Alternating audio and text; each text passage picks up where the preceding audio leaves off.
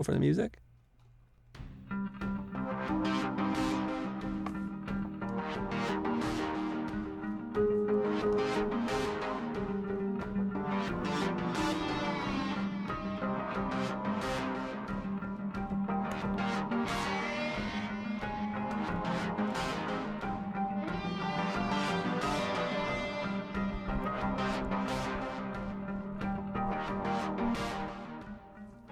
Welcome to the future. Hello, beautiful people. We are so live. We're so live today. We're live on Facebook. We're live on YouTube. No Twitch today. Maybe next time. Today, we're going to be talking about public speaking. I've been getting a lot of questions about how is it that I'm able to go and prepare to do public speaking considering I'm a really introverted, shy person. I just wanted to ask the team here, have you ever had to give a talk to a group of people? Public speaking is what I'm talking about. Have you ever had to do that, Dream Team? No, not really. Just in class. In class, like yeah. Presenting work? Yeah. Okay, what else? Yeah, same here. Oh, and I took a public speaking course. You want to say more about that, or you want a gold medal for that, but Molly? That's again in class. Like it was just presenting to the class, so I can't say that I gave a speech in front of everyone. Okay, just to stay on Molly for a little bit. Were you nervous doing it? Yes, I dreaded that class. I didn't even want to go.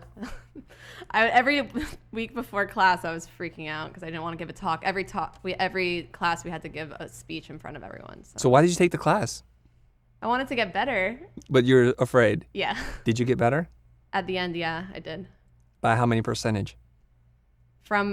She graded us from our first speech to the last one, and they said I improved a lot.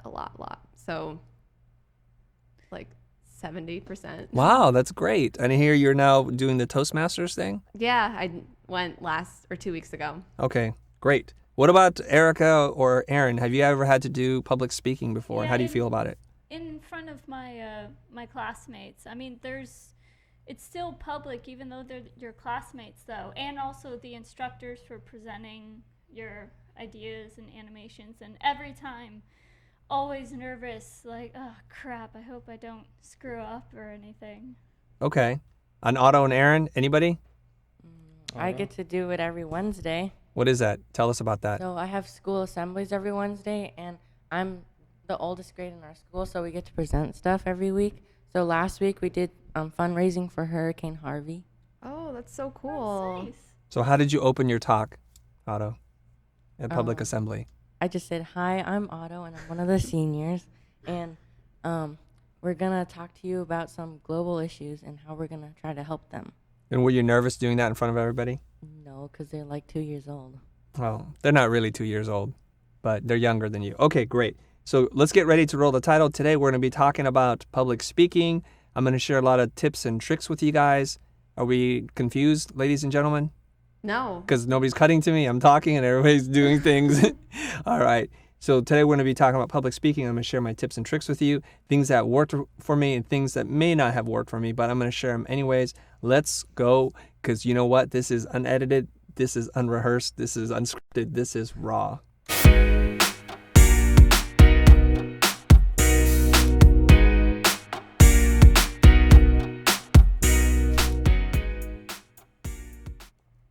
All right, we're back. We're so back. Are you guys okay? We are back. We are back. We're in action right now. We're in total action mode. Okay. People Aaron, are saying we're public speaking right now. That's what I think. No, this is a little different. This is different because we're not looking at anybody. Yeah. We know that we're live, and that does generate some nerves and nervousness, and we're working on that. And first of all, I just want to applaud everybody that's in this room with me, right next to me, because this is not easy. You guys do not understand how difficult it is actually to speak to a piece of glass. This is what I'm looking at right now. It doesn't emote. Yeah, I can't read any micro expressions. I can't see you, audience, and your shift in body language. I can't see where you're leaning in and trying to get more information, or you're pulling back like, this is boring me, or that was horrible what you just said. And can I just say, guys, I tried to go in Chris's place in that booth, and I couldn't even talk. So I give props to Chris. I mean, you've been doing this for a long time, but still, it's hard. Yeah, I've been doing this for like a year and a half. Yes, I have been doing this for a really long time. I'm just a wily old veteran when it comes to public speaking. So the first thing I want to share with you guys is doing vocal warm-ups. Gosh, Erica's so on the money. It's like she's reading my mind. Good job, Erica. So some vocal warm-ups. I want to tell you about a gentleman. His name is Julian Treasure, and he gave a TED Talk, and he says there are 6 exercises you should do before doing any kind of talk, whether you're talking to your boss or if you're presenting your work or anything like that. And here we go. Let's go back to my camera. Excellent. So here are his 6 vocal warm-up exercises. I'm sure the dream team over there is going to provide a link to you. If not now, we will provide it in the show notes. So be ready for that. So let's all do it together, you guys. It's a little goofy. Okay. Let's do a split screen so we can all see how goofy we look. So I'm not the one alone here. Okay, so the first thing he talked about is doing the inhale exercise. Inhale, exhale, where you reach up and you breathe in deep, and then you exhale and you push out. Feels good to do that. Yeah, Fill your body up with oxygen. It does. Let's do that one more time. Hands up. Oxygenate your blood. Everything is good. Next up. This reminds me of power posing. It is, but that's not quite the same. We're just inhale and exhale, okay? Next up is we're going to say bo, bo, bo, bo, bo. I see nobody doing it with me. Sorry, you guys, come laughing. on. Okay, come on. All right. Okay, excellent. Like a Now, chant. you guys at home, if you're at the office and your coworkers have no idea you're watching this streaming live, you'll be people will give you weird looks, but that's okay. Let's do the vocal exercises Let's together. do it, let's do Pretend like I can really see you right now. Just play along. Next thing is we're gonna purse our lips together and we're gonna do the thing that kids do when they want to tease people. We're gonna go like this. And try not to spit on your mates there. Okay. All right. Next, we're going to pronounce la, and we're going to exaggerate the pronunciation. Okay. La, la, la, la, la. Beautiful. Now, not everybody can do this, especially my wife. So if she's watching this, she can't do this for some reason. We're going to roll our R's. I can't do this. I can't do it. Try it. Let me hear you do it. You're just like Jesse. I can't. I just my tongue. Like Ruffles has ridges. Really? Ruffles has Ridges. Okay, you guys. It's I like can't. That's why he I can't says- speak another language. So. It's like champagne for the lips. And last but not least, he says if you can only do one of these vocal exercises, some experts call it the siren, and it's really strange. So hopefully we don't peak the audio right now. Uh-oh. So you guys ready? Take a step back. So we're going to start with saying we, and we're going to say that high, and then we're going to end in awe, and we're going to end that in a low. So ready? Wee! Oh. Push it out with your diaphragm. Let's do it one more time. Wee! Oh. All right, guys. Good job. Good job. Where's my applause button? Yay! All right, you guys, give yourself a round of applause. Someone said my mom's looking at me weird. She thinks I'm crazy. How does she know that? Oh, they're saying. No. They're saying Not that. your mom. Not my mom. You don't know your mom. Okay, next up. Okay, this is all the stuff that you're going to do prior to speaking. And this is called power posing. This is an idea from Amy Cuddy, and there's a TED Talk on that. This really So works. She talks about how we think that what we say influences what we think or what we do, etc. And then she was talking about doing research and how runners who are blind, when they finish and cross the finish line, they all strike this pose, like fist pumped in the air, like we did it, we feel really great. So one thing that you do is if your body does something, even if your mind doesn't, the body also tells the mind what to do. So the power pose, and you can do something like this. Just sit there and breathe. Stand like Superwoman. How does and the hands go to the hips, and you guys can't see me. I'm going to back Very up. large. Like Chest out, really powerful, like, I'm powerful. You feel that? yeah. No, this really works. I've done it before. Even just Let's standing talk. up straight. Standing up will straight. Make you feel more legit. Legit is what you want to feel. Okay, so there's a couple of power poses. I've done this myself, and it's got mixed results for me. Because usually, if you guys ever run into me prior to a talk, especially one that I've had to memorize, I'm pacing nervously in the hallway. I go to the bathroom. I'm doing the vocal exercises. People in the toilet are looking, or, like thinking I'm some weirdo. But that's what I got to do. Next up, there's a tip here. I forget where I learned this from, but I'll provide the link in the show notes. Is to do tongue twisters. When your brain focuses on a tongue twister, you stop thinking about being nervous, and it calms the nerves. Okay? Interesting. So let's try some together. I will start, and then one at a time, you guys will try to do it as well. Okay? So she sells seashells at the seashore. Molly? She sells seashells at the seashore. Aaron. She sells seashells at the seashore. Oh, Aaron's good. Yeah. Dang. Erica. She sells seashells by the seashore. Beautiful. Otto. She sells seashells at the seashore. Did you say that right? Yeah. Yes. Okay, excellent, you guys. Tongue That was twisters. probably hard when we were like 6 years old, but nowadays. No, it's still hard No, for it's me. still I gotta hard. focus, man. Say it again. So you Say can. Say it a couple times. She sells seashells by the seashore. She sells seashells by the seashore. She He's sells got. seashells He's by got. the He's seashore. got. He's good All at That right. it. was hard when you're like 6 years old. but- Well, you guys can find your own tongue twister and find something that requires you to concentrate. Some people talk about exercising, like running in place and doing jumping jacks, to just get your mind off being nervous that you're trying to do this. Now, here's the one that I've learned that I think is probably the biggest game changer for me. And it's to realize that when you're up on stage and you're giving a talk, it's not about you.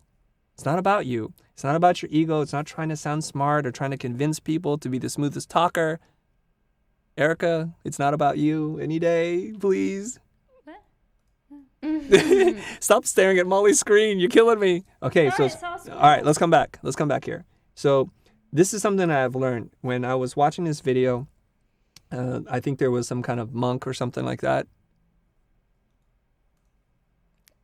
Thank you. The enter wouldn't enter. All right, here we go. So the monk was sitting there and he was talking about something, and he says, the reason why I am not nervous right now, the reason why I seem to be calm is because I'm not really focused on me right now. I'm wishing you all well. I'm wishing you positive thoughts and love, and I hope what I can do today is going to be of some assistance or some help to you. So when you shift your mind away from yourself, your ego, and trying to appear smart or look good or be smooth, and you shift it towards helping people like you guys right now, and you four, if I shift my mind into thinking about that, and then all of a sudden my nerves calm down. And to me, this has been the best, most successful thing I've done in terms of getting my mind ready. I sit there and positively wish everybody well. Like I'm looking into the audience and thinking about that the entire time. And that really helps. All right, next up, when you begin your talk, now we're going to get into the structure of public speaking itself. I find that if you ask a series of rhetorical questions, rhetorical meaning they're not meant to be answered by the audience, and the more thought-provoking they are, the more powerful they become. So here's some examples. At the beginning of the show, I asked the dream team, have you ever had to do public speaking? Have you ever had to address an audience and deliver something really important to them? Were you deathly afraid of being up there? So that's a series of questions. But that's not rhetorical. Why not? Is it? I thought you said there's no. You're not supposed to answer it. Oh, okay, got it. Because when you're doing a public talk or Yeah. in a speech, they don't yell out yes, or maybe if you're at church, at a Baptist church, they might yell out back at you. Got it. So when you do that, what I find is, first of all, you're asking them a question so it engages them on a thought process. So they're thinking about the answer, and the more thought-provoking the question is, the better it is. Here's a better series of questions, I think. Why is it that some designers are worth more than others? So that's one where you have a why question is going to get people to really sit there and think, why is it that somebody like Michael Beirut can charge 6 figures for a logo while some people struggle to charge $500 for a logo? What is the difference between what Michael Beirut does and what they do? What is the key to his success?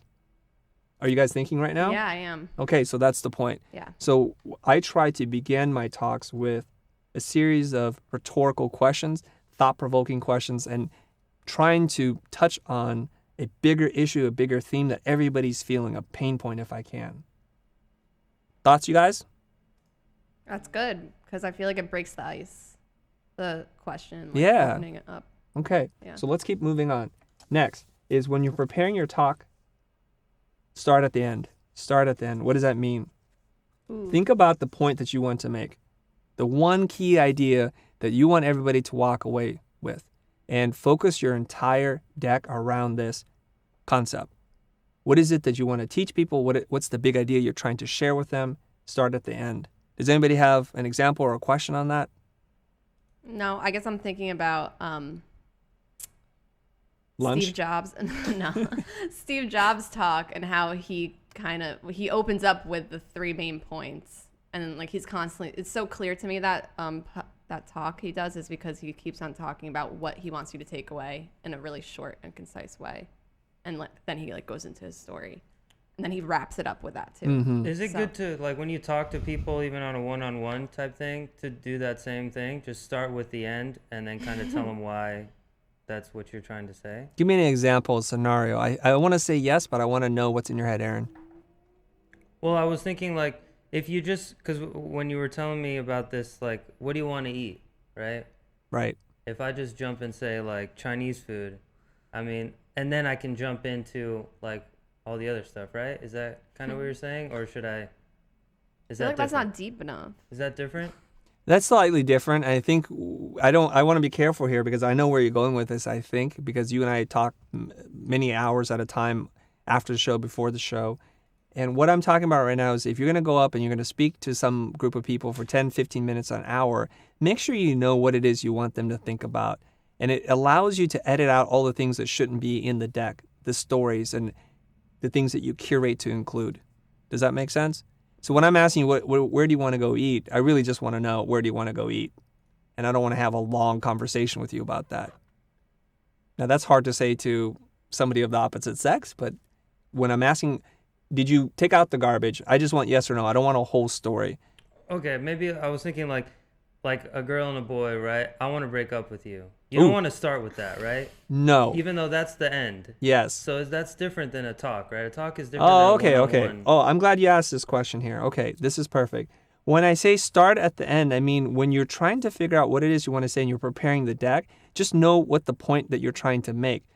And when you go and give your talk, you don't just start and blurt out, I want to break up with you. I'm just talking about organizing your thoughts for your talk. Think about the takeaway message. What are the key 2 or 3 things you want people to know and to do? So, for example, if I'm going to give a talk and what I want them to do is, I don't know, pay for a subscription to this channel, let's just say, then now I know that's my focus and I'm going to try to build a deck around why people should want to buy or pay for or support us. Does that make sense? Right. So it's But I don't like, just come out and say, hey guys, everybody please donate right now. Mm-hmm. That wouldn't make any sense to anybody. So if you wanted to break up with the girl, you wouldn't just start off by saying, I want to break up with you. However, when you're trying to figure out what to say to her prior to that, you want to make sure the conclusion is clear, that you don't lose your way through it. We've all been there. If you've ever dated anybody and you go through a breakup, it's terribly difficult. It's very painful. Mm-hmm. And even though the relationship might not be going well, and you definitely want to get out of it, it's easy to slip back into saying, okay, let's give it one more shot. Oh, I'll change, baby. You ever hear that, Molly? Yeah. I'll change for you. I will stop doing whatever it is that was annoying you. And then in a moment of weakness or love or empathy or tenderness, you say, okay, so then you've lost your point. Maybe that's the clearest example I can give. Does that work, Aaron? yeah. Okay. Some people are wondering where the heck we are in relationship to each other in this room. We are physically in the same room, except for I'm in a sound isolation booth. So when I look to my right, I'm looking to the team because I can see them to my right. It's not in another building or anything like that. We're actually very close. We're about 12 feet away from each other. Like we could almost reach each other just like that. All right, let's keep moving on. I'm glad you asked those questions, guys. Thanks very much. Let's keep moving on. Now, this one's going to be very difficult. When I was preparing to give my TED-like talk, it wasn't for TED. It was at the Motion Conference in Santa Fe. It was to be memorized for 18 minutes. So what did I do? I went out and I bought a book, How to Give a TED Talk, where somebody breaks down every single TED Talk and highlights the most poignant things that they did, the tricks and tips, if you will. So one thing that you need to start to do is to remove words like, so, like, you know, and whatnot. These are fillers. This is when we get uncomfortable. Mm-hmm. We start filling things with and you know, and these are really bad habits to have when you're speaking. This is what I'm trying to help my kids with, to say, guys, think about what you want to say. It's okay to be quiet, to reflect, and then to say what it is that you want. But try not to fill it in with so, like, you know, unless you're using a simile, a comparison. Being on this show is like standing under the sun at 1,000 degrees. That's Yeah. okay to use like. Or it's a transitional statement when you're making a statement and then use the word so to connect two ideas. I'm really hungry, so I think it's time for us to take a break. Now I notice you guys got really quiet and your lips are pursed together because are you now self-conscious of not using so like you know? No, I was thinking about when I use like. I think I use like a little too much. I want to work on it, though. Yeah, me too. Did you say you know? I said I want to work on it, though. Oh, though. I thought you just said you know. Erica, what about you? Yeah, I need to work on that too. I use like. I think we all do. So let's make a habit, a daily habit to slowly eliminate these words from our conversation so that when you have to give a talk or a speech, you won't be trying to change overnight. And that's very difficult. At the office here, we have a swear jar. And the swear jar isn't for swears. It's for when we get on a conference call with our clients and somebody uses so like you know, for every, what is that called? Infraction, or is it an infraction? For every infraction, you have to put $1 into the jar. Where is this? I've never It's in seen the it. conference room. Now, the thing is, I'm the least likely to use the offensive words, and somebody else, I won't name names, Tobin, he would use so like, you know, endlessly. Like, he would connect all of his thoughts using these words. So by the end of it, if we were true to the game, he would probably have to put in like $67. So it got a little ridiculous. It was too much. There's a few dollars in that jar, so don't run over there and get it. But if you guys would like to play with me, Yeah. when we're doing a live stream, our audience can count how many times you say you know so like. And at the I'd be end, broke at the end, Oh dear. we would tally up. Okay. And the person who said it the least would collect the money from everybody else. Would you guys like to play this game? Yes. fun game. Yes. That's so And- cute. You think I have money? And you and you guys are gonna say, well, Chris, it's really unfair because you've had practice, you've been doing this for some time, but I'm the one who's speaking the most. So in theory, by volume, I should be breaking the rules the most, just by the odds. So that's how we kind of level the playing field. Would you like to do that? Yes. Okay. I'm nervous, but yes. Well, we won't do it this episode, you guys. Oh, okay. I don't want Okay. you guys to tighten up. I'd rather us be loose and conversational, you know, the way you were when I wasn't here. You remember that? When everybody Yeah, wasn't yeah. uptight, when everybody wasn't sitting on a wooden box. What you got against wooden boxes? Nothing, because it's hard on your butt, is what it is. Keeps you alert. Okay. Well, one way that you can get away from saying so like you know is to practice the burst technique, the burst Oh, you technique. taught me this. What did I tell you? What did I teach you? You said think of the whole sentence in your head and then speak. Gather it up like it's water behind a dam. And when you're ready to speak, let it go and be okay with the silence in between. Yeah. Yeah. I think that's really good advice, and you reminded It me is. of something. What did I I remind feel you like of? you use those words like so. I feel like I say those when I'm not present in the conversation with you. I'm thinking about what I want to say. So then I go like, because I'm thinking. So then when I'm just speaking the truth and I'm not thinking about it, I never use those words because it's just honest, just what I'm feeling, I'm saying. But, you know, see, like right now, I'm thinking again. So then I have to say like, but yeah. But yeah, that's what happens to me too, because I'm thinking about what I'm saying as I'm speaking. Yeah. And so then I'm piecing together, like we've talked about this, Chris, So your mouth works faster than your mind. Is that what you're saying? sometimes. Yes. Okay. So why not just slow down? It's okay to speak slower, more methodical, I with greater agree. intention. Isn't it? Yes, Okay. totally. Now, let's check in with our live audience. Is anybody on Facebook or YouTube asking any Sean is questions? saying I don't think so should count in that. I know. That's what I thought. I thought that as well. But when I read the book, because I use so quite often, I was thinking, please excuse that one. But it turns out, oftentimes, you're not using it to connect ideas. You're just using it to fill in dead air. So when you're doing that, that would be offensive. That would be an offense. What else? I got a comment here. Philip Primus. He's like, guys, thank you so much for your work. I'm finally making it to the live stream. I've learned so much. So I think he's kind of new to the live stream. So, you know, He's just welcome. happy to be in the live stream. Well, welcome Yeah, to the and- live stream, man. People Yeah. are saying welcome. don't be afraid of silence. Silence is good sometimes. Molly should take this advice. I am. I'm working on it. Okay, it's Just a working on it. process. We're all a work in progress, you guys. Go easy on us, please. Please. Yes, please. Everybody's working on it, including myself. Can we add "and" to the list? Yes, you can add any word that you use to fill in dead air.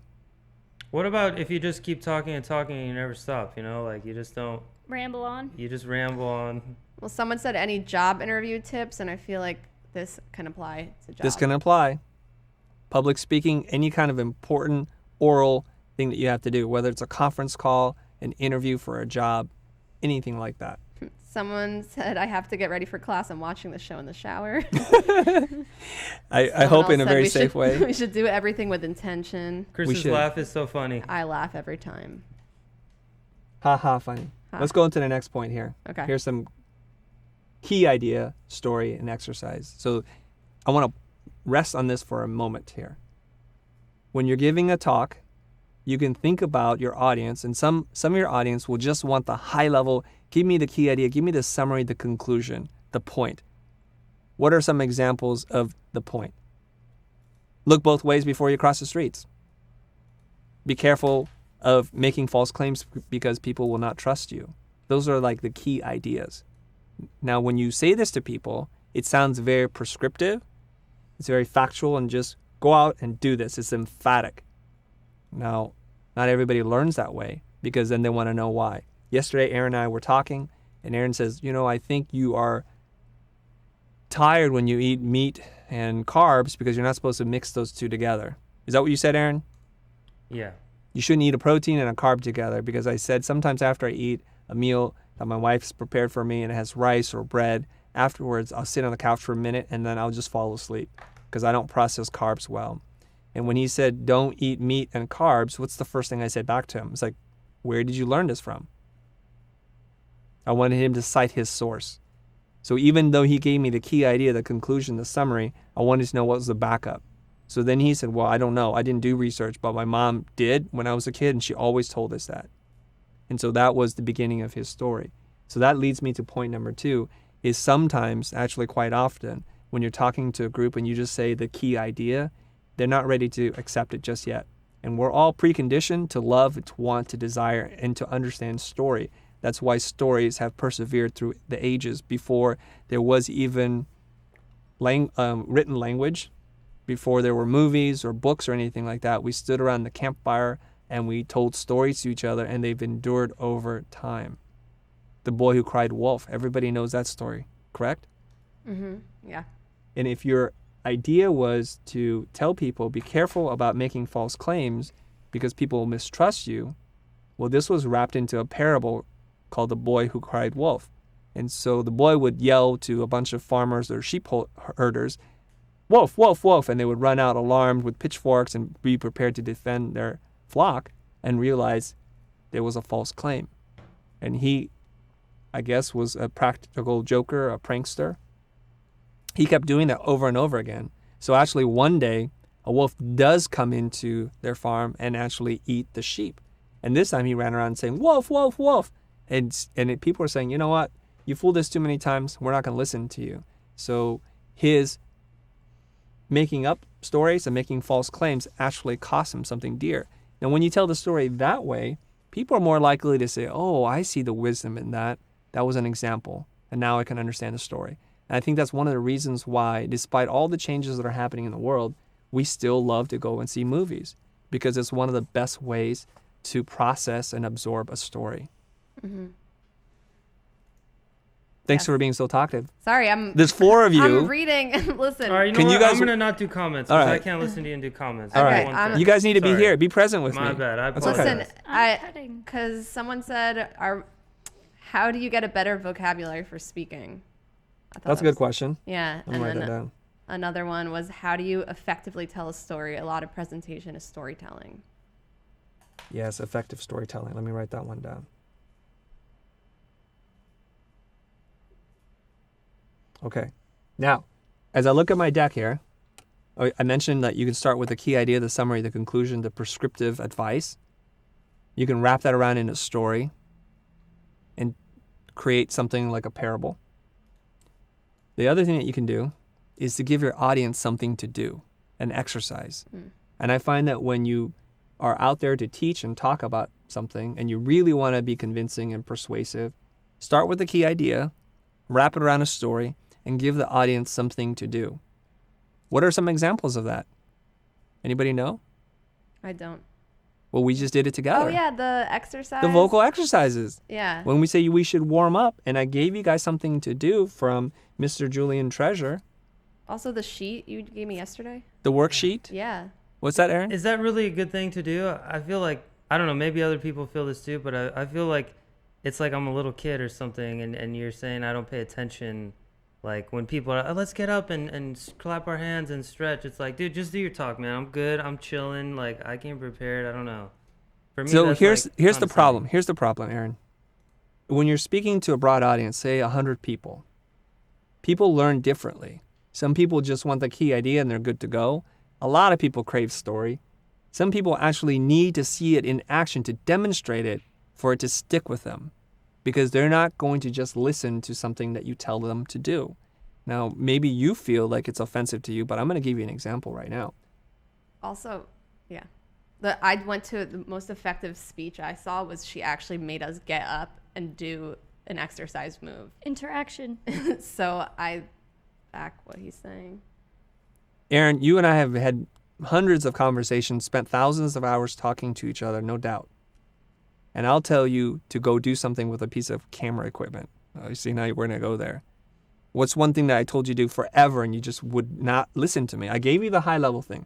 I even told you a story about when it worked for me, but yet you refused to do it. Give me an example. I know the monopod was one of those. That's just the one that you're still resisting. That's the one I haven't done yet. I know, but let's just rewind to however many. There's countless versions of this. Trying to think of another one. Countless versions. I almost have to impose upon you, you're not allowed to show up on the shoot unless you use manual lenses or something, let's just say. Or to use the shoulder. Okay, the shoulder rig. For a while there, all of your shots were handheld, completely unstabilized. And you're like, no, I want to do it this way. I want to do it this way. So I'll let you do it your way. And then one day, you and I sat down. I forced you to do this. I said, let's get it so it's comfortable for you, because I can see you're all tensed up at the end of the shoot. And I can see it's physically taking a toll on you. So I said, let's build the rig together. And I taught you how to build the rig. And we looked at it and we balanced it together. So when you have it on your shoulder, it's really balanced and you can shoot all day. And then next thing I knew, you didn't want to shoot anything unless it was a shoulder rig. And I said, sometimes that's great, but what if we want to drop the camera down? You have to be able to take it off. So these are many, many examples. And one day I will force you to, and I'll do a challenge with you actually, even though you shoot way more than me. We'll do a shoot together. Same subject matter. I will use the monopod and you can just freehand it and we will compare the results. How do you feel about that? I feel pretty confident that my video will be better than your video. We shall see. Okay, and then what happens? So now what I'm doing is I'm giving you an exercise, something to do to prove to you, even though I've got 20 plus years of experience on you, even though I've done really large shoots and I've experimented with all the gear and I watch videos and I consume them like crazy, you still don't believe me. So that's the problem. That's the resistance point that you're going to have with your audience.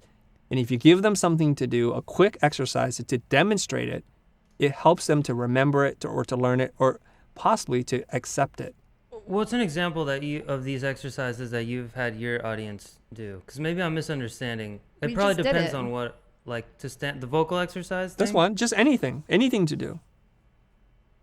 For example, when people say, if you want to be more confident, power pose. So if I ask everybody to get up in the audience or to breathe or to flail their arms about, and all of a sudden they think, wow, okay, this actually could work.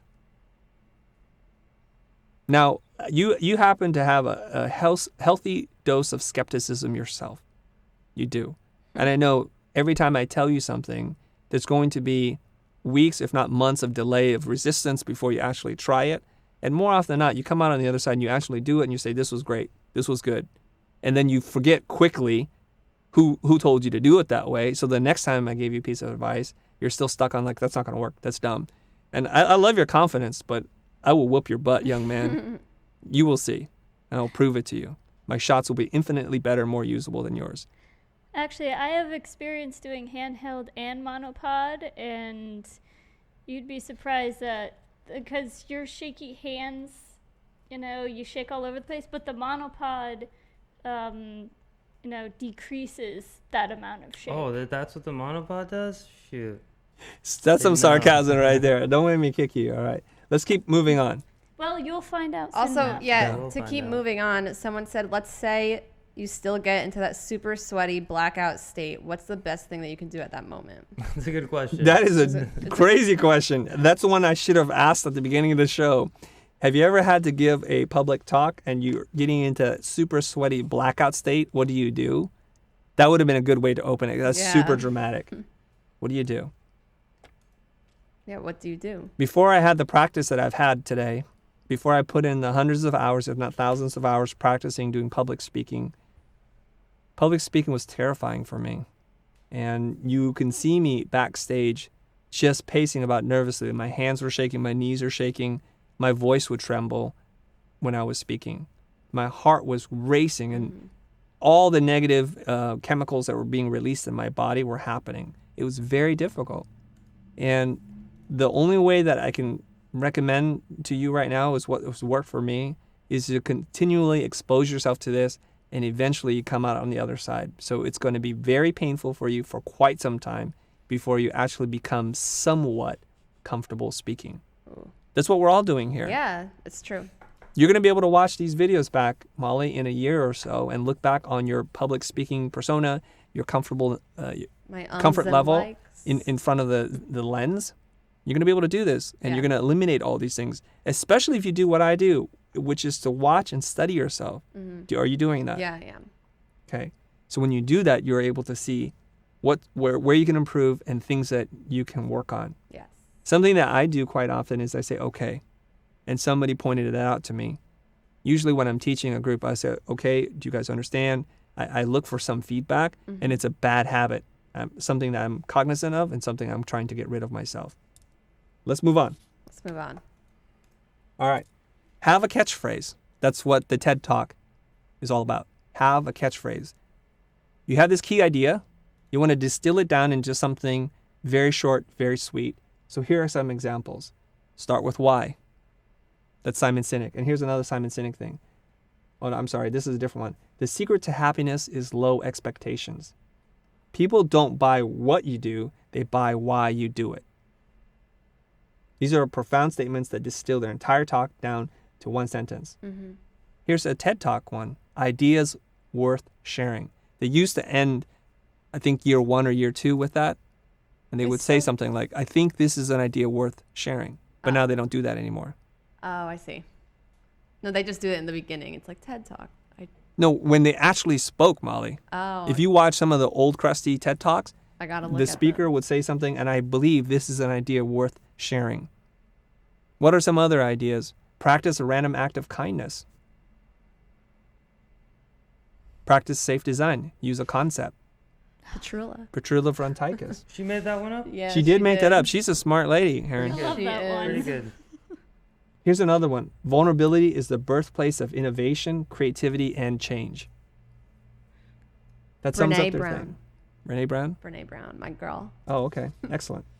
Let's answer some of the questions then about having a better vocabulary. What do you guys do to increase your vocabulary, to be more articulate in crafting what it is you want to say? Let's go around the room. Anybody have anything to say? I I mean- read. Oh, sorry. Go ahead. There's an app that has like a vocab word a day, and I downloaded 2 of them, and I was trying to look at that, but it doesn't. If you don't use it and understand it in a sentence, it doesn't really stick for me. Yeah, I feel like there's a lot of really big, sophisticated words that people don't use all the time, and you don't want to just use those and rattle them off.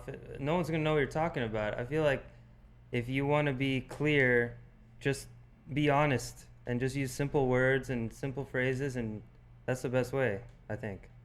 Everyone's saying read. You just Yeah, say I read. read. They Depends. stole mine. I read a little bit every night.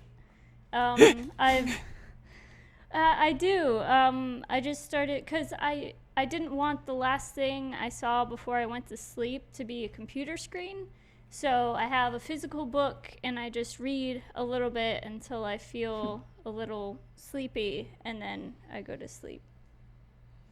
Otto, what about you? Anything you do to expand your vocabulary?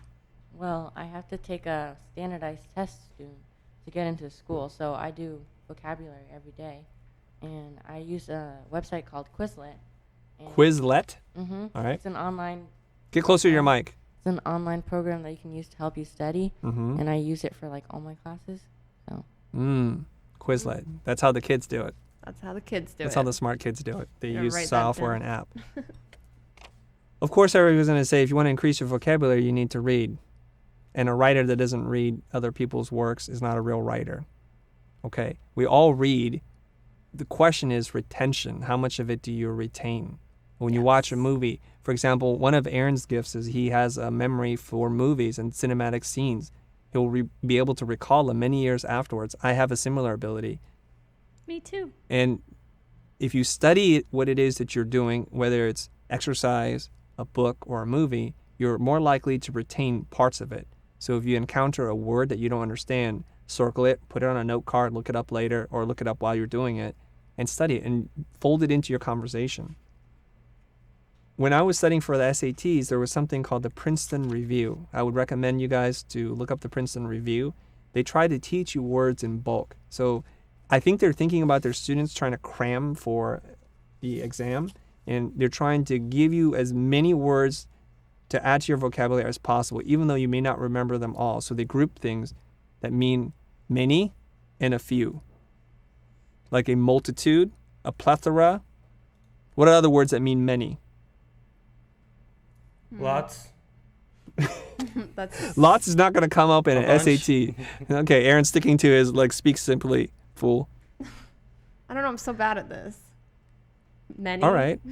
Many words. Don't look it up, Molly. There's no point. An abundance. An abundance, Abundance.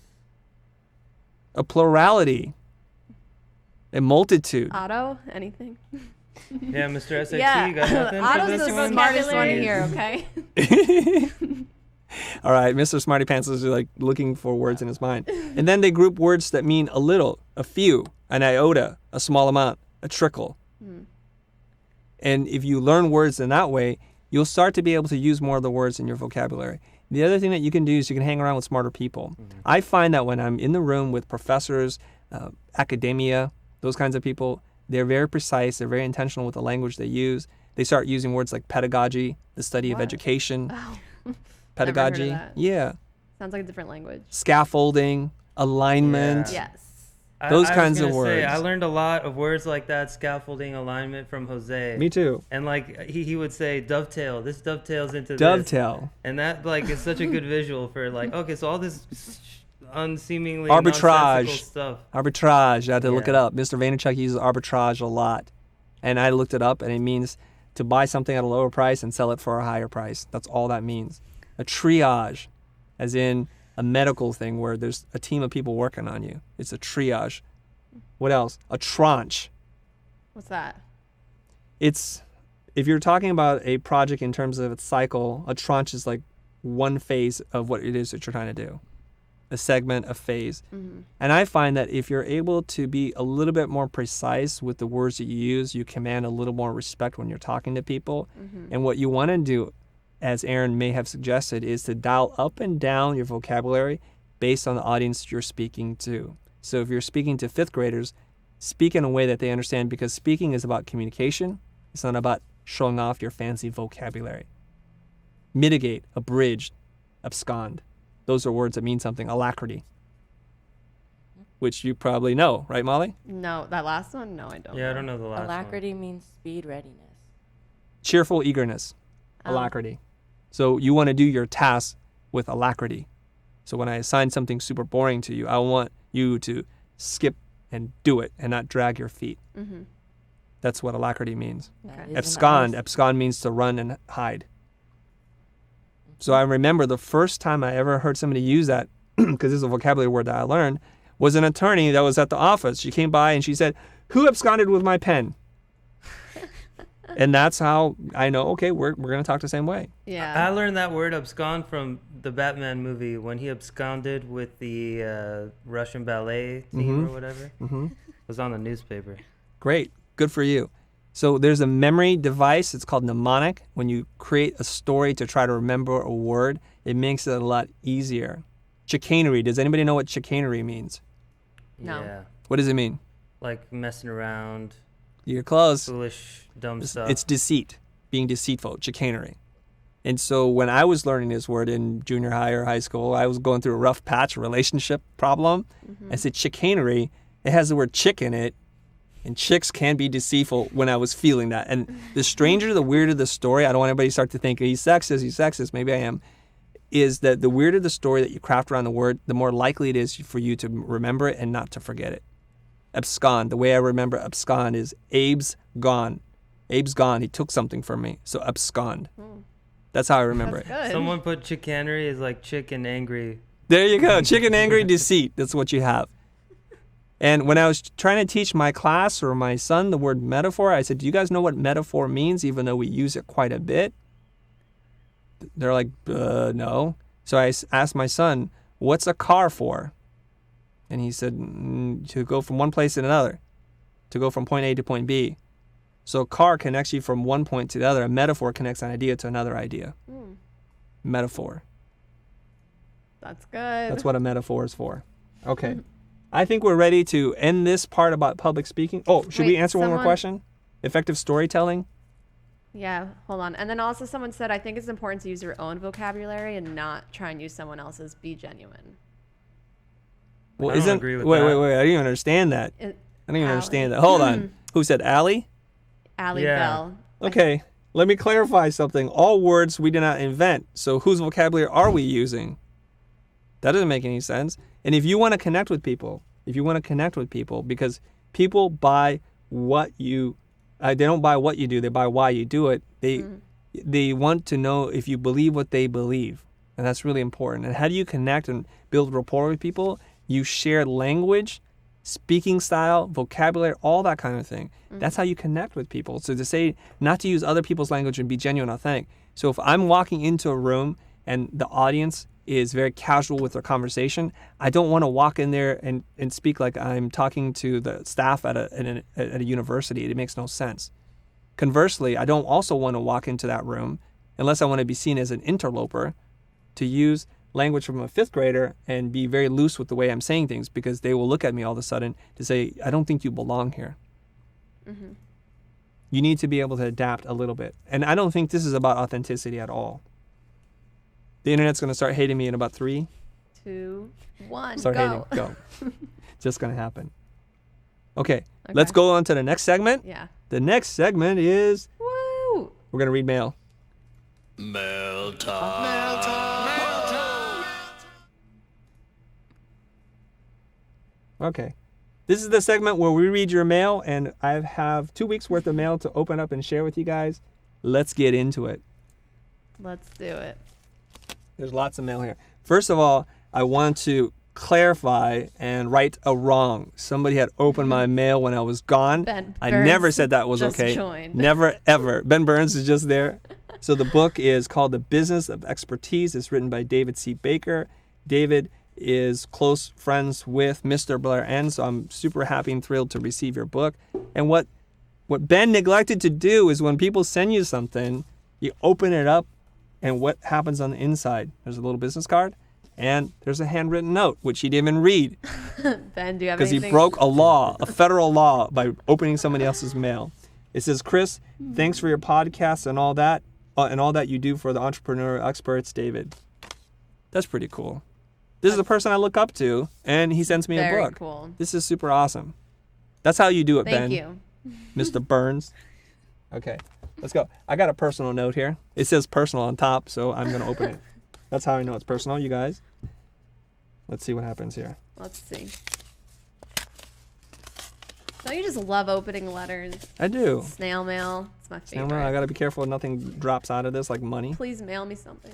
Okay, here's the card. It's Even really if cool. it's empty, I just like receiving things. It's nice. It's totally wasteful and it's destroying the environment, but it's really nice. Yeah. I've not read this before, so here I go. Oh, I know who this is from. This is from my dear friend Gabrielle Romberger. Hi, Chris. Well, I'm not going to read this. This is too personal. Aw.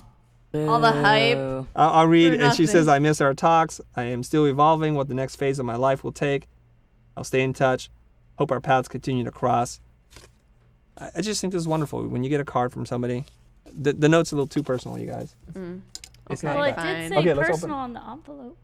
I know it did Yeah, say she did personal. warn I you. did. It did. And I didn't pre-screen my mail. I wanted to open it. No, that's and cool. have it That's live. real, man. All right. I'm excited. Let's see Oh this my god. box. Oh, this one's heavy here. All right. Heavy bag. Okay, let me get into this. Must be books. Do you have an exacto? What I could have it. be? Thanks, Otto. See, Otto's so on the money. Otto, we miss you. Quit school. Stay with us. Hey, you're a bad influence I'm on my just boy. kidding, I'm just Okay, let's kidding. see. Go to school. Let's see what's inside this bag. He's already smarter than all of us. This is a really heavy bag. Let's see who it's from. Oh Here's my a god, note. someone's gonna send me something from Brazil. Thank you, Andre. This is from Zahara Ali, Creepy. and it's from Brand in You Media, and he's from Manama, Bahrain. This is travel a long distance to reach us, you guys. Uh-oh. Okay, look at this. There's a book. Oh. Ooh. It's pretty cool. Let's see what's yeah, let's inside. open Say. it. Brand in You. So there's a business card inside. He's got some business cards he sent me, and I believe.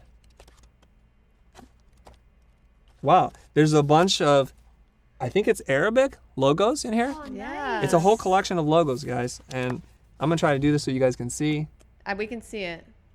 Very Oh, cool. It's very nice. That's so Wow. sweet. That is super sweet. But wait, Is there a note? there's There's more. Oh, more. there's more. Let's see the So business much card. more. Oh, There's hold more, on. guys. I haven't opened this yet. Hold on. Oh man, look, there's another one. Brandon, you. So look how thick this is. So nice. I'm gonna open this up later. I don't want to take up all our Okay. time opening one person's mail. Wait, there's another one in here. Hold on. Oh, what we This is got? like a bottomless bag.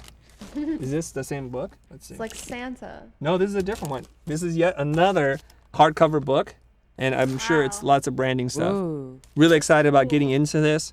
Even though I can't read the text in it, I think it's pretty awesome. Amazing. Thank you very much. Okay, I think that's it. I didn't see any other notes in here, maybe. All right. Ooh. Hold on. Today is a busy day. There's a big box here from DHL Express. I don't know what's inside, but I'm going to tear through this right now. Oh, I'm excited. Do we have a drum roll, Aaron? We don't. Do You we? have no? No, I don't think I have a drum roll. Ah. Dang it. There's like childproof packaging here. Just cut the whole. Cut the whole thing? Yeah. Okay, hold on. I can't cut it like that. What if I cut something valuable, Molly? You're right. Be careful. Yeah. Oh, I know what this is. All right, guys. Oh my gosh. Woo! I'm excited. Oh my gosh. Hold on. Let me. I wanna. Could- Hold on. This needs to be a full screen thing. Hold on. don't There's worry. something in here. There's It something will in here, be. guys. I'm Wait so for it. Give me a second. excited. Give me a second here. Cookies, it's better than cookies. Let's see. Wait for it. Okay, guys. I'm gonna tell you what's in here. I see 1, 2, 3, 4, 5. What am I seeing? Prototypes. Where's the? The Futur cap.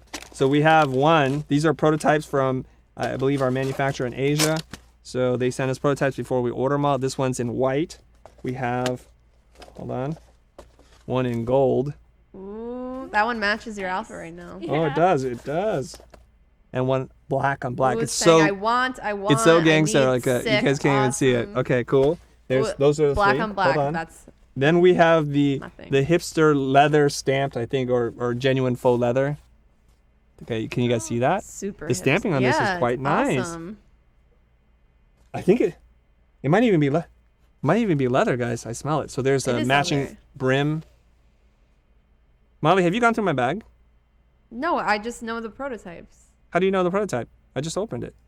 I mean, because Are you going through my mail? No, we had one before. Hey, don't Yeah, trick Ben me. made one before. We had these hats.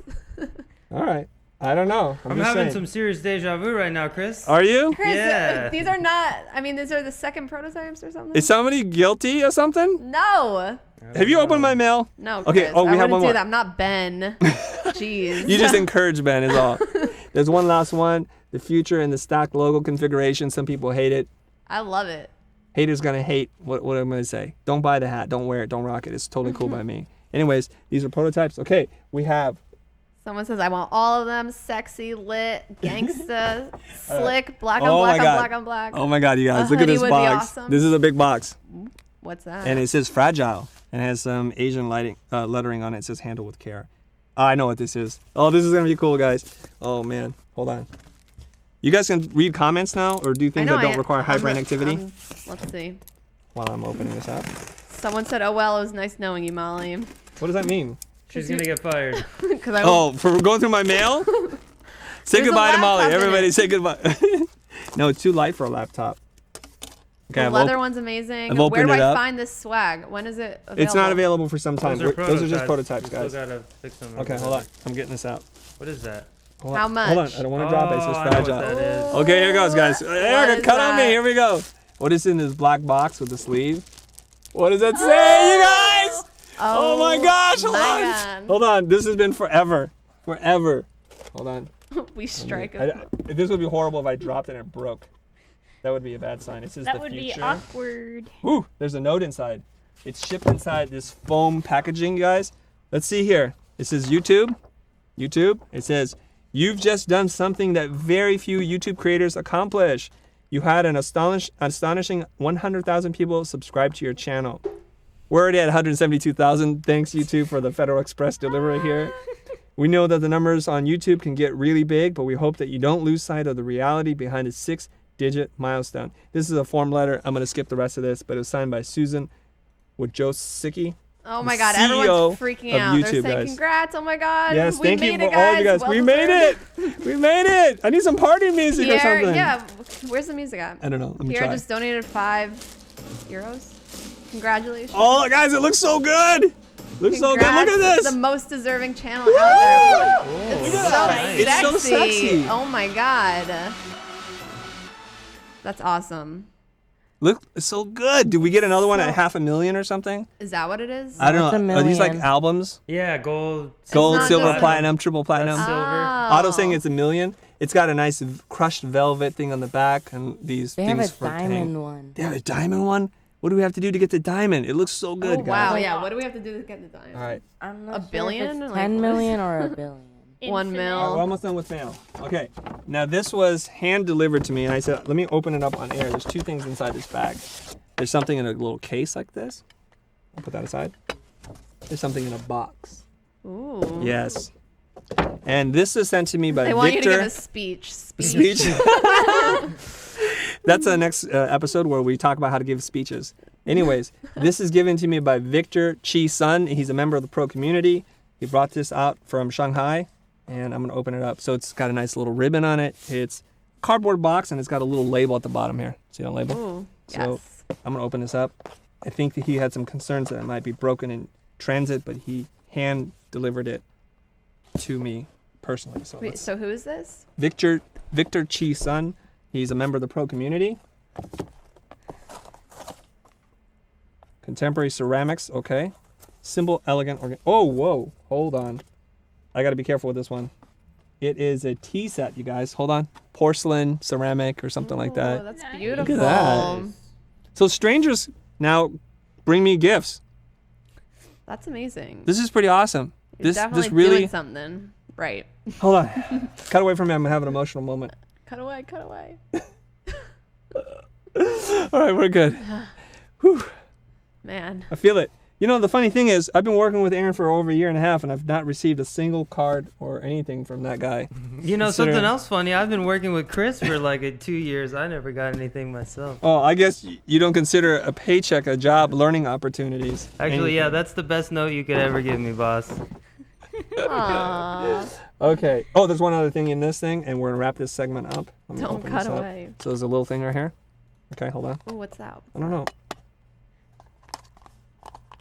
Whoa, this thing's heavy, you guys. Hold on. So out comes this thing, and I think I know what this is. Stapler. So hold on, it looks like a stapler. Check this out. It's all metal. You pull this thing out. Looks dangerous. Oh, Don't guys, have I wish you could see this.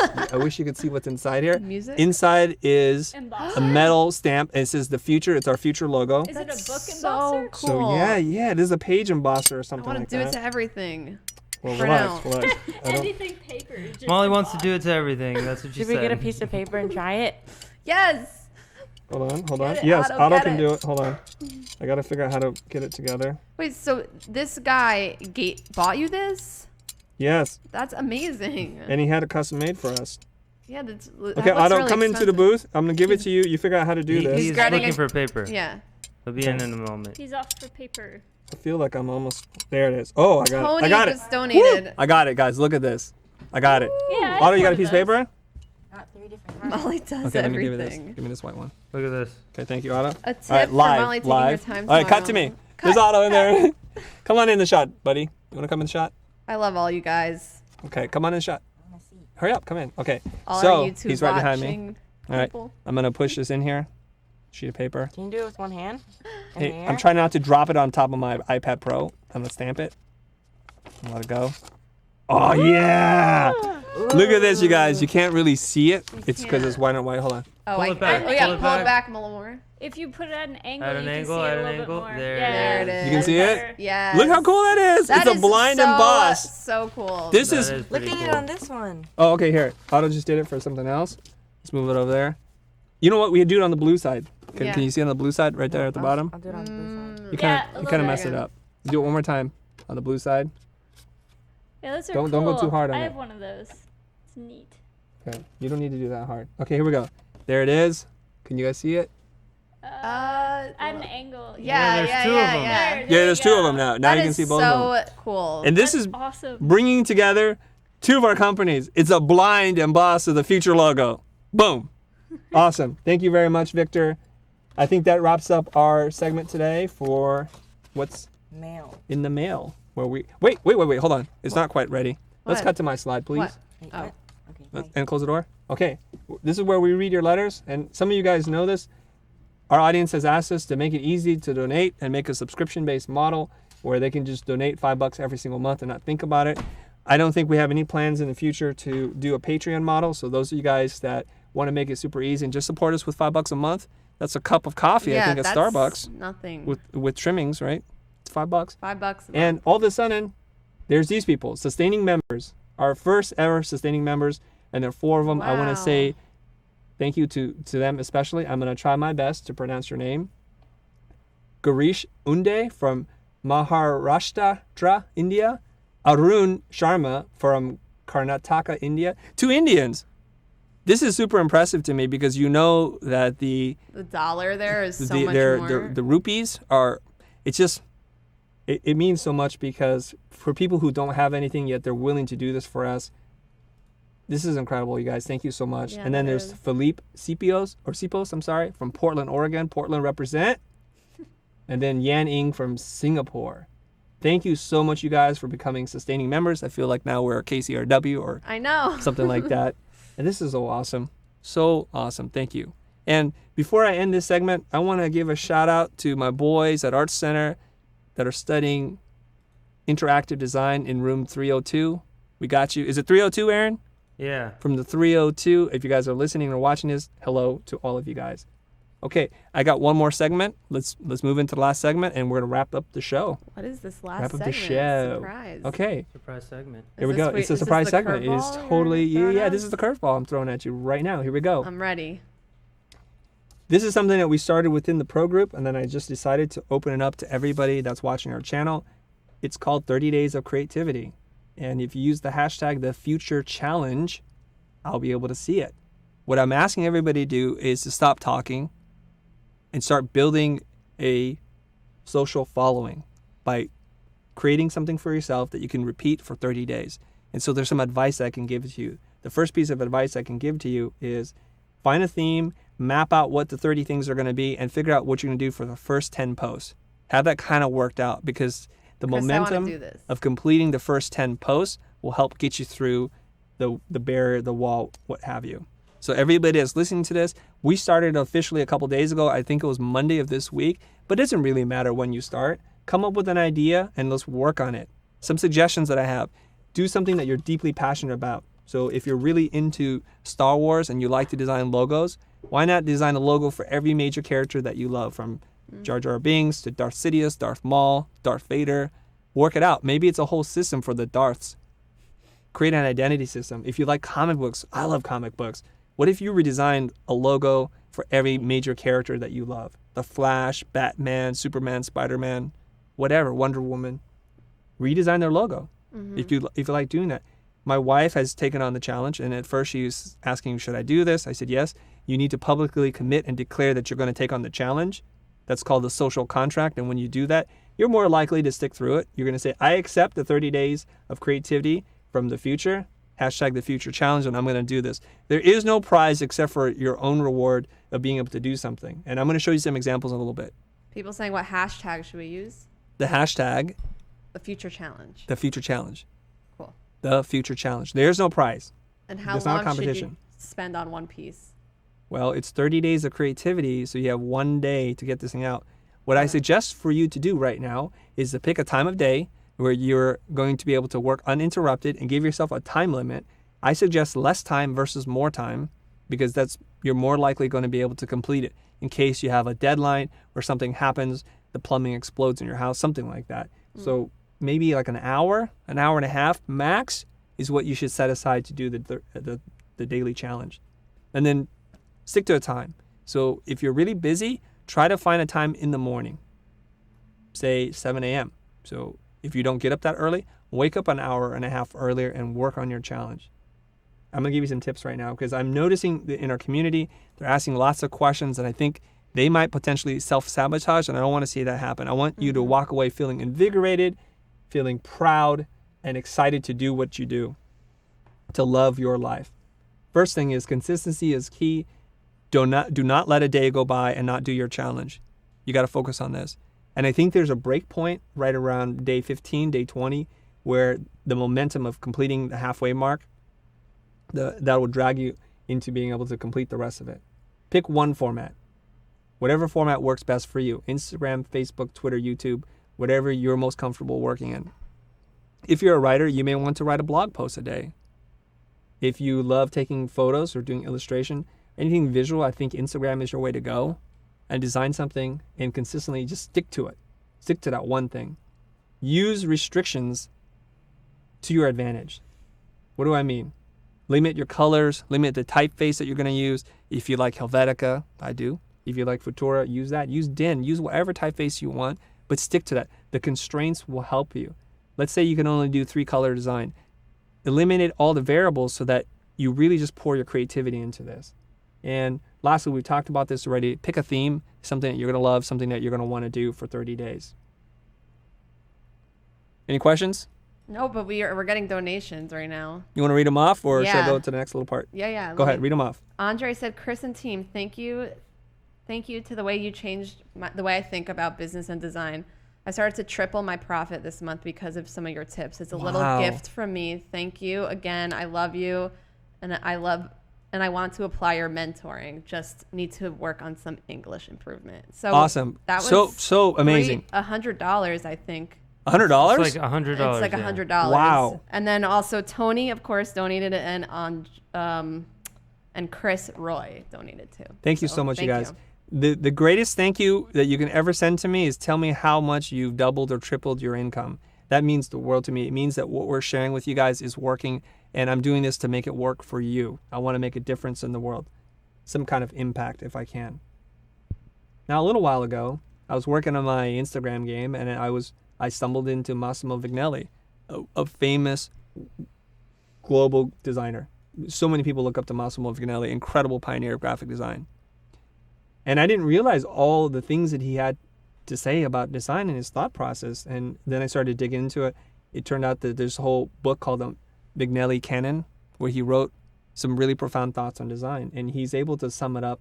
And it may be a little polarizing, but I liked them. So I looked up Massimo Vignelli quotes, and I started to design posters. And Helvetica is one of his favorite typefaces. Mm-hmm. He likes to typeset a certain way. He likes to design with white, black, and red. So I said, I want to pay homage to Massimo Vignelli. I want to see if I can design it in the language and the aesthetic that would honor him and his memory and his body of work. Mm-hmm. So I stuck to a format. I created something in Illustrator that made it look like it's mounted on foam core and set against a wall. It's just all done in Illustrator, so it would be easy for me. That's when I talk about picking a theme or having restrictions, and I'm going to show you what I've done, and it's worked out pretty well for me. Mm-hmm. Stick to one thing. Okay. So here's another one. If you can design one thing, you can design everything. I love that. Don't be governed by the grid, govern the grid. And of course, I included a grid in there so you can see that. And the thing that's important here is consistency. So being able to do this on a daily basis so that over time you see this body of work and you're like, wow, so many fresh interpretations or ways of doing something I never thought about before. Somebody had posted on Twitter, I'm going to do something, I'm going to do a blog post, I'm going to post something on Instagram, then I'm going to do something on YouTube. Well, what does that show me? It means you're really scattered. They think there's power in consistency, doing something over and over again. So the idea here is to curate or build a collection, a body of work, consistently produced. Somebody said, what if I took my favorite song and created an album cover or poster for each song that I love? That's an excellent theme. So if you like that and you love music, go do that. I'd love to see that. That would be amazing. That So would. here is an example from Beeple. This is his body of work. He's produced one piece of art every day for I think 10 years now. Yep, he inspired me to start mine. And how many followers does he have? 1 million? He has a lot. So cool. I Those think we are lost cool, count. Okay, I lost count. So if you guys want to Amazing. Yeah, I love look him up on this. Instagram, it's at Beeple_crap, Beeple crap. It's actually a website. I think that's actually like if you type it in as a website too. Oh, that's his website as well? Yeah. I So think he's very so. consistent with his Handle. social handle and his Yeah, URL. And they're Yes. all there. He has So his double check on archives. Instagram. Double check on Instagram, somebody. Anybody that's alive, connected to and working with me today, go on Instagram and tell me how many followers he has, people. And stay there. Stay on Instagram for a second. Okay. What do you got? Hold on.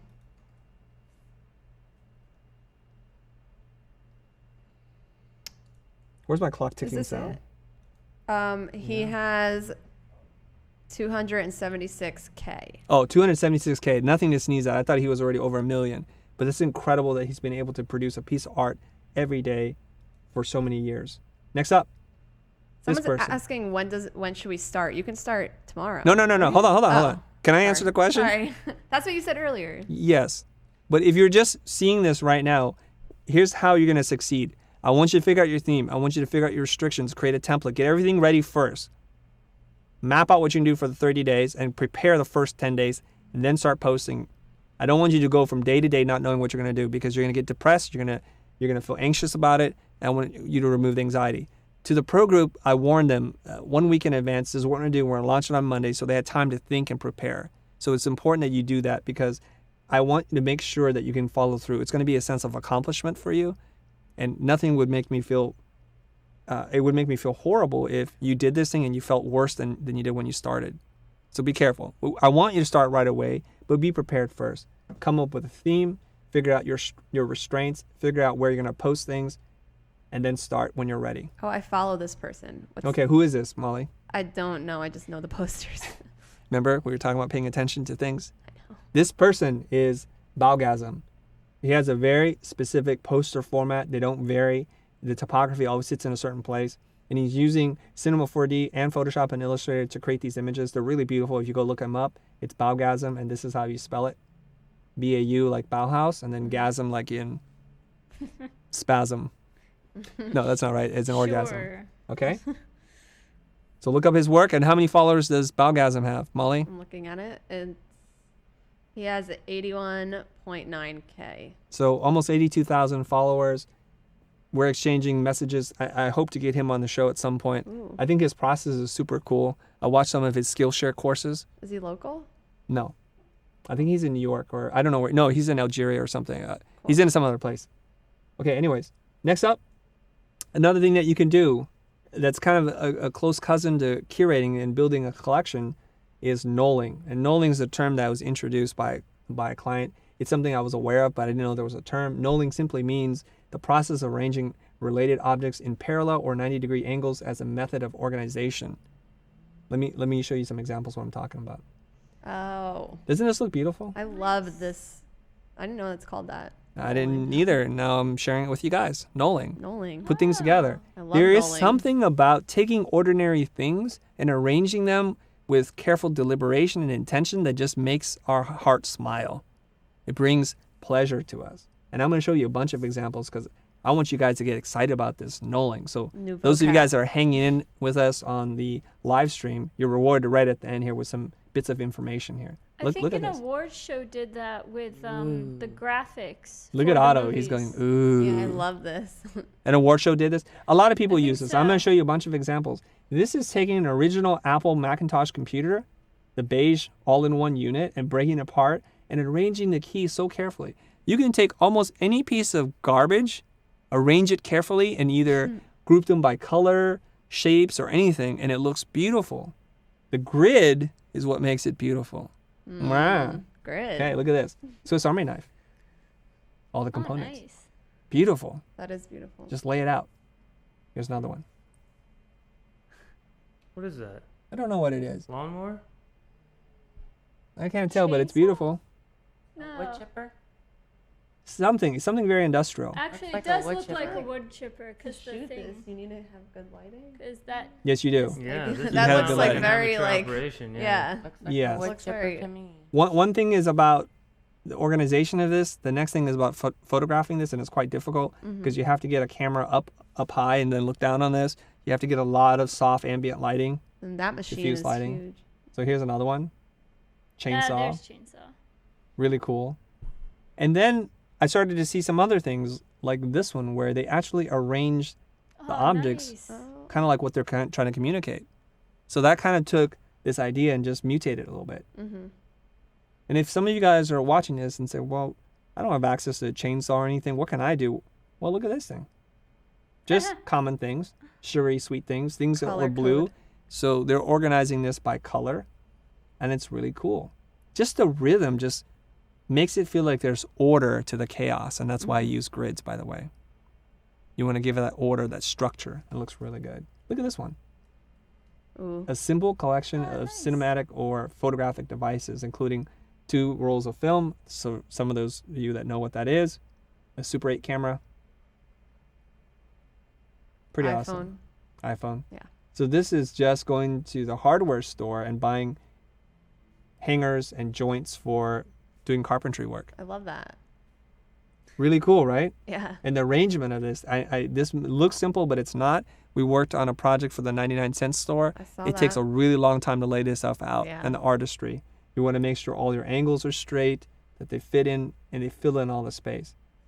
Now, if you're thinking, and as Erica said, I think other people have used this for an award show or things like. Look at this. There's even an ad for Land Rover, Nice. and that's really cool too.